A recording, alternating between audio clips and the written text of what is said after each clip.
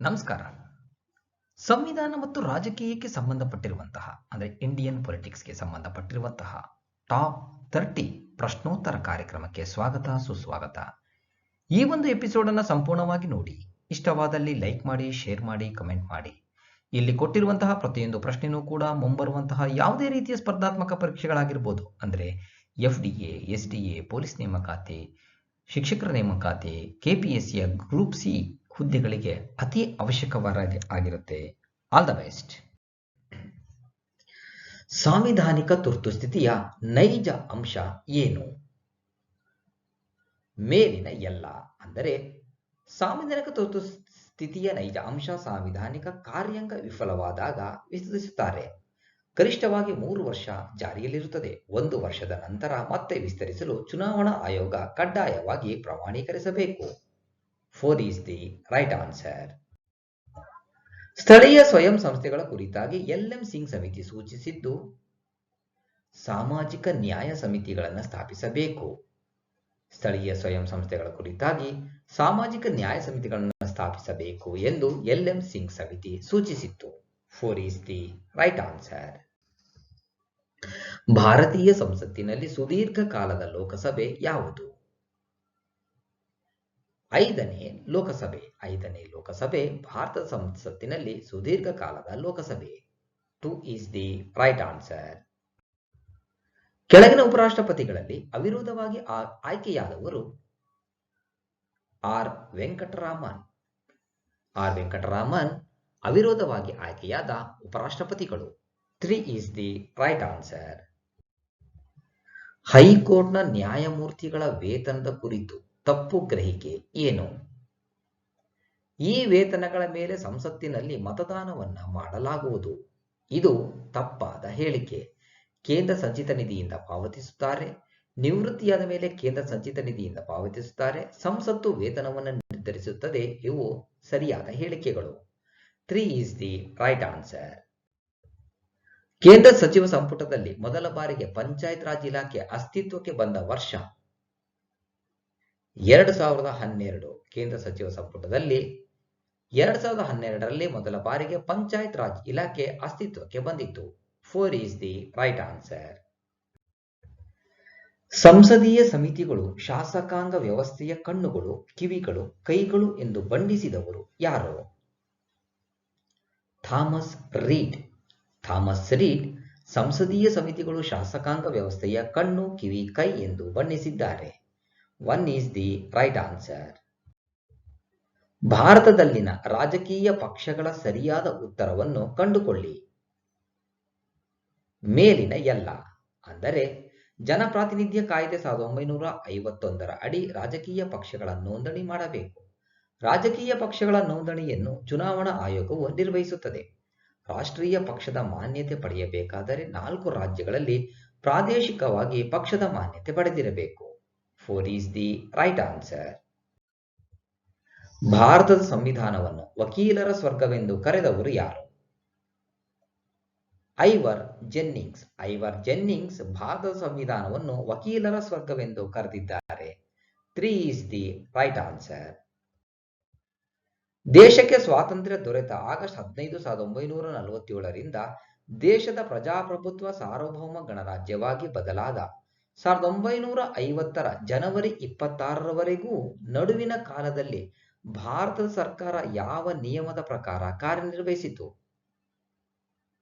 ಭಾರತದ ಹಂಗಾಮಿ ಸಂವಿಧಾನ 1947 ಈ ನಿಯಮದ ಪ್ರಕಾರ ಕಾರ್ಯನಿರ್ವಹಿಸಿತು. 4 is the right answer. ಭಾರತೀಯ ರಾಜಕೀಯ ವ್ಯವಸ್ಥೆ ಏನನ್ನು ಒಳಗೊಂಡಿದೆ? ಸಂವಿಧಾನದ ಶ್ರೇಷ್ಠತೆ. ಭಾರತೀಯ ರಾಜಕೀಯ ವ್ಯವಸ್ಥೆ ಸಂವಿಧಾನದ ಶ್ರೇಷ್ಠತೆಯನ್ನ ಒಳಗೊಂಡಿದೆ. 3 is the right answer. ಭಾರತವು ಜಾತ್ಯತೀತ ರಾಷ್ಟ್ರ ಏಕೆಂದರೆ ಅದು ಧರ್ಮಾತೀತ ಸಮಾಜ.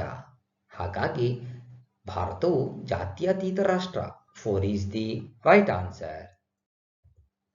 ಭಾರತೀಯ ಸಂವಿಧಾನಕ್ಕೆ ಸಂಬಂಧಿಸಿದ ವಾಸ್ತವ ಅಂಶ ಯಾವುದು? ದೃಢತ್ವಕ್ಕಿಂತ ಸರಳವಾದುದು. ಇದು ಭಾರತೀಯ ಸಂವಿಧಾನಕ್ಕೆ ಸಂಬಂಧಿಸಿದ ವಾಸ್ತವ ಅಂಶ. 3 ಈಸ್ ದಿ ರೈಟ್ ಆನ್ಸರ್. ಭಾರತದ ಸಂವಿಧಾನದ ಪರಿಚ್ಛೇದಗಳು, ಭಾಗಗಳು ಮತ್ತು ಅನುಚ್ಛೇದಗಳು ಎಷ್ಟು? 445 ಆರ್ಟಿಕಲ್ಗಳು ಅಂದರೆ ಪರಿಚ್ಛೇದಗಳು, 24 ಭಾಗಗಳು ಹಾಗೂ 12 ಅನುಚ್ಛೇದಗಳು. 4 ಈಸ್ ದಿ ರೈಟ್ ಆನ್ಸರ್. ಸಂವಿಧಾನ ರಚನೆಗೆ ಅಗತ್ಯವಾದ ಸಮಯಾವಧಿ 2 ವರ್ಷಗಳು 11 ತಿಂಗಳು 18 ದಿನಗಳು. ಸಂವಿಧಾನ ರಚನೆಗೆ ತೆಗೆದುಕೊಂಡ ಕಾಲಾವಧಿ. 1 ಈಸ್ ದಿ ರೈಟ್ ಆನ್ಸರ್. ಭಾರತವು ಯಾವ ದೇಶದಿಂದ ಶಾಸನ ಪ್ರಕ್ರಿಯೆಯನ್ನು ಎರವಲು ಪಡೆದುಕೊಂಡಿದೆ? ಬ್ರಿಟನ್. ಭಾರತವು ಬ್ರಿಟನ್ ದೇಶದಿಂದ ಶಾಸನ ಪ್ರಕ್ರಿಯೆಯನ್ನು ಎರವಲು ಪಡೆದುಕೊಂಡಿದೆ. 2 ಈಸ್ ದಿ ರೈಟ್ ಆನ್ಸರ್. ಸಂವಿಧಾನದ ರಚನೆಗಾಗಿ ಸಂವಿಧಾನ ರಚನಾ ಸಮಿತಿಯ ಪರಿಕಲ್ಪನೆಯನ್ನು ಮೊದಲು ಪ್ರತಿಪಾದಿಸಿದವರು ಯಾರು? ಎಂ.ಎನ್. ರಾಯ್. ಎಂ.ಎನ್. ರಾಯ್ ಸಂವಿಧಾನ ರಚನೆಗಾಗಿ ಸಂವಿಧಾನ ರಚನಾ ಸಮಿತಿಯ ಪರಿಕಲ್ಪನೆಯನ್ನು ಮೊದಲು ಪ್ರತಿಪಾದಿಸಿದ್ದು. 3 ಈಸ್ ದಿ ರೈಟ್ ಆನ್ಸರ್. ಭಾರತವು ಯಾವ ದೇಶದಿಂದ ಸಂವಿಧಾನದ ತಿದ್ದುಪಡಿಯನ್ನು ಎರವಲಾಗಿ ಪಡೆದುಕೊಂಡಿದೆ? ದಕ್ಷಿಣ ಆಫ್ರಿಕಾ. ಭಾರತವು ದಕ್ಷಿಣ ಆಫ್ರಿಕಾ ದೇಶದಿಂದ ಸಂವಿಧಾನದ ತಿದ್ದುಪಡಿಯನ್ನು ಎರವಲಾಗಿ ಪಡೆದುಕೊಂಡಿದೆ. 4 ಈಸ್ ದಿ ರೈಟ್ ಆನ್ಸರ್. ಪ್ರಾಥಮಿಕ ಶಿಕ್ಷಣವನ್ನು ಮೂಲಭೂತ ಹಕ್ಕಾಗಿ ಪರಿವರ್ತಿಸಬೇಕೆಂದು ಯಾವ ಪ್ರಕರಣದಲ್ಲಿ ಸುಪ್ರೀಂ ಕೋರ್ಟ್ ತೀರ್ಪು ನೀಡಿತು? ಮೋಹಿನಿ ಜೈನ್ ಪ್ರಕರಣ. ಪ್ರಾಥಮಿಕ ಶಿಕ್ಷಣವನ್ನು ಮೂಲಭೂತ ಹಕ್ಕಾಗಿ ಪರಿವರ್ತಿಸಬೇಕೆಂದು ಮೋಹಿನಿ ಜೈನ್ ಪ್ರಕರಣದಲ್ಲಿ ಸುಪ್ರೀಂ ಕೋರ್ಟ್ ತೀರ್ಪು ನೀಡಿತು. 4 ಈಸ್ ದಿ ರೈಟ್ ಆನ್ಸರ್. ಸಂವಿಧಾನವನ್ನು ವ್ಯಾಖ್ಯಾನಿಸಲ್ಪಡುತ್ತದೆ ಎಂಬ ಸರ್ವೋಚ್ಚ ನ್ಯಾಯಾಲಯ ಯಾವ ಅಧಿಕಾರ ವ್ಯಾಪ್ತಿಯಡಿಯಲ್ಲಿದೆ? ದೃಢೀಕರಣ ವ್ಯಾಪ್ತಿ. ಸಂವಿಧಾನವನ್ನು ವ್ಯಾಖ್ಯಾನಿಸಲ್ಪಡುತ್ತದೆ ಎಂಬ ಸರ್ವೋಚ್ಚ ನ್ಯಾಯಾಲಯ ದೃಢೀಕರಣ ವ್ಯಾಪ್ತಿಯ ಅಡಿಯಲ್ಲಿದೆ. 3 is the right answer. Supreme ಕೋರ್ಟ್ನ ಯಾವ ನ್ಯಾಯಮೂರ್ತಿಯ ವಿರುದ್ಧ ಸಂಸತ್ತಿನಲ್ಲಿ ಅವಿಶ್ವಾಸ ನಿಲುವಳಿಯನ್ನು ಮಂಡಿಸಲಾಗಿದೆ? ರಾಮಸ್ವಾಮಿ.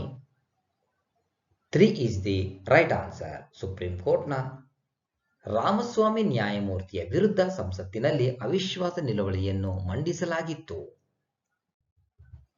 ಸುದೀರ್ಘ ಕಾಲ ಭಾರತದ ಮುಖ್ಯ ನ್ಯಾಯಮೂರ್ತಿಯಾಗಿ ಸೇವೆ ಸಲ್ಲಿಸಿದವರು ಯಾರು? ವೈ.ವಿ. ಚಂದ್ರಚೂಡ್. ವೈ.ವಿ. ಚಂದ್ರಚೂಡ್ ಸುದೀರ್ಘ ಕಾಲ ಭಾರತದ ಮುಖ್ಯ ನ್ಯಾಯಮೂರ್ತಿಯಾಗಿ ಸೇವೆ ಸಲ್ಲಿಸಿದ್ದಾರೆ. 3 is the right answer. Supreme ಕೋರ್ಟ್ನ ನ್ಯಾಯ ಪರಿಶೀಲನೆ ಪರಿಕಲ್ಪನೆಯನ್ನು ಯಾವ ಸಂವಿಧಾನದಿಂದ ಸ್ವೀಕರಿಸಿದೆ? America.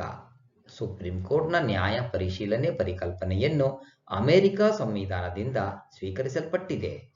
1 is the right answer.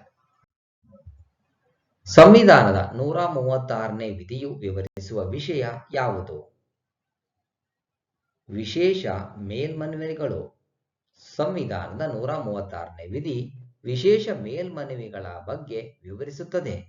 4 is the right answer. Supreme court ನೀಡಿದ ತೀರ್ಪನ್ನು ಯಾವ ಪರಿಚ್ಛೇದದ ಅಡಿ ಮರುಪರಿಶೀಲಿಸಿಕೊಳ್ಳಬಹುದು? 187ನೇ ಪರಿಚ್ಛೇದದ ಅಡಿ ಸುಪ್ರೀಂ ಕೋರ್ಟ್ ನೀಡಿದ ತೀರ್ಪನ್ನ ಪರಿಶೀಲಿಸಿಕೊಳ್ಳಬಹುದು. 2 ಈಸ್ ದಿ ರೈಟ್ ಆನ್ಸರ್. ಭಾರತದಲ್ಲಿ ಇಲಾಖೆಗಳು ಮಾಡುವ ವೆಚ್ಚಗಳಿಗೆ ಮತ್ತು ಅಕ್ರಮಗಳಿಗೆ ಕಾವಲು ನಾಯಿಯಾಗಿರುವ ಸಮಿತಿ ಯಾವುದು? ಸಾರ್ವಜನಿಕ ಲೆಕ್ಕಪತ್ರಗಳ ಸಮಿತಿ.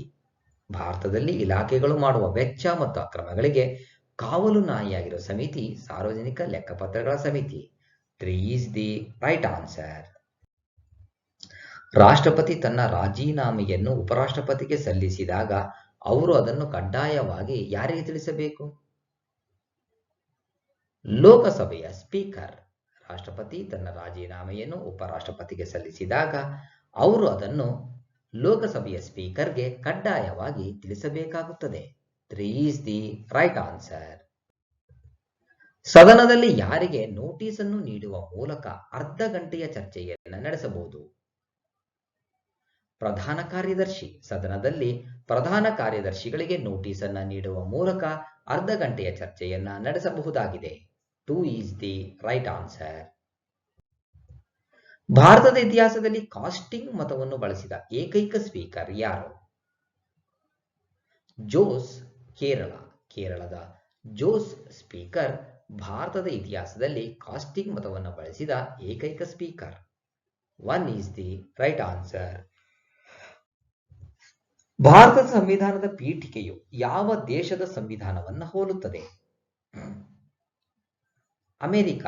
ಭಾರತದ ಸಂವಿಧಾನದ ಪೀಠಿಕೆಯು ಅಮೆರಿಕ ದೇಶದ ಸಂವಿಧಾನವನ್ನ ಹೋಲುತ್ತದೆ.